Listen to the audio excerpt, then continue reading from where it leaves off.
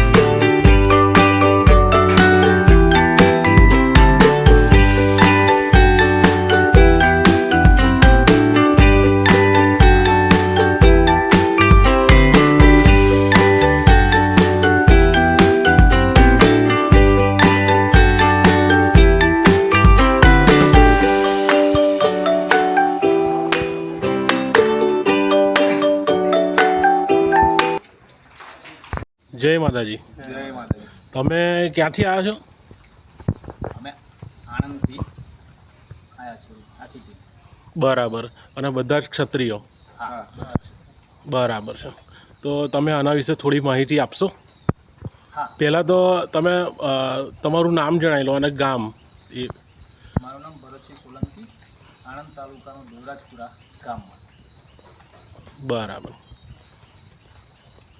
ચાલુ કરો. માહિતી જેટલી મને ખબર છે, જેટલું હું અહીં વિશે જાણું છું, હું એટલું જ કહીશ. તો મેં છેલ્લા 4-5 વર્ષથી અહીંયા આગળ આવવાનું ચાલુ કર્યું છે. અમારા આણંદના એક મિત્ર છે વિરેન્દ્રસિંહ સોલંકી, એ પહેલાં આવતા હતા અને એમણે જણાવ્યું કે આવી એક જગ્યા છે.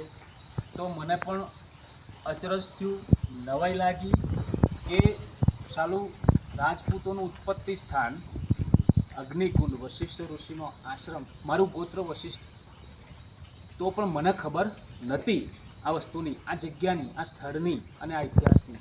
તો હું પોતે પહેલાં એ બધાની સાથે આવ્યો, જોયું, જાણ્યું કે અહીંયા આગળ અગ્નિકુંડની અંદરથી 4 ક્ષત્રિય રાજકુમારોની ઉત્પત્તિ કરી હતી વશિષ્ઠ ઋષિએ. કેમ કે જે તે સમયે 21 વખત ભગવાન પરશુરામે ધરતીને ક્ષત્રિય વિહોણી કરી નાખી હતી અને પછી જે અંધાધૂંધી ફેલાઈ ગઈ, પછી દેવોએ ભગવાનને પ્રાર્થના કરી કે આનું શું થશે. ત્યાર પછી આ અનલકુંડ એટલે કે અગ્નિકુંડની અંદરથી 4 રાજકુમારોને, ક્ષત્રિય રાજકુમારોને ઉત્પન્ન કરવામાં આવ્યા. સોલંકી, પરમાર, ચૌહાણ અને પ્રતિહાર ભરિયાર. આ 4 રાજકુમારોની ઉત્પત્તિ થઈ અને પછી તેનું શાસન ચાલ્યું. એટલે આ જગ્યા વશિષ્ઠ મુનિનો આશ્રમ અર્બુદાચલ પર્વતની ગિરિમાળાની અંદર ખીણમાં ગૌમુખ અને વશિષ્ઠ ઋષિનો આશ્રમ છે. એની અંદર એક ભવ્ય મંદિર છે. અને બીજું તો હવે શું એના વખાણ કરવા કે એના શું વિશે કહેવું. આજુબાજુનું વાતાવરણ જોઈએ તો અત્યારે તમે જોઈ શકો છો કે ચોમાસાનો સમય છે, ગુરુ પૂર્ણિમા નજીક છે, પણ અહીં આજુબાજુ કંઈ જ બીજું દેખાતું નથી. કુદરતી સૌંદર્યની અંદર જાણે આપણે સ્વર્ગમાં ઊભા હોય, હિમાલયની ચોટી ઉપર ઊભા હોય એવો અહેસાસ અત્યારે અમને બધાને થઈ રહ્યો છે. અને એનો આનંદ પણ ખૂબ છે. ધાર્મિક જગ્યાની અંદર આવ્યા છે. અમને તો એવો ગર્વ થાય છે કે આ જગ્યાનો અત્યાર સુધી અમને ખ્યાલ નહોતો.